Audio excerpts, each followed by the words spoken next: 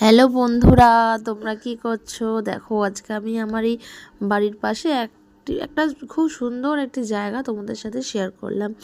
সেটা হচ্ছে, দেখো কি সুন্দর ধান ক্ষেত চারিদিকে, কত ভাল লাগছে দেখতে। সকাল সকাল না এই সিনটা দেখলে একদম পুরো মন ভরে যায়। তো আমি তোমাদের সাথে এই দেখো শেয়ার করতে এলাম সকাল সকাল। আর এর তলা দিয়ে বাঁশ বাগান, আর যেতে হবে বাঁশবাগানের তলা দিয়ে, তারপর ধান ক্ষেত। কি সুন্দর জায়গাটা, তোমরা না দেখলে কেউ বিশ্বাস করবে না। সকালে যদি এই জায়গাটাতে আসো না, পুরো একদম মন ভরে যাবে, মুড ফ্রেশ হয়ে যাবে একদম, মানে মুড ফ্রেশ করার একদম খুব সুন্দর জায়গা এটা।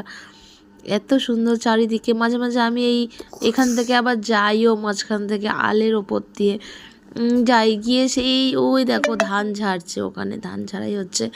ওখানেও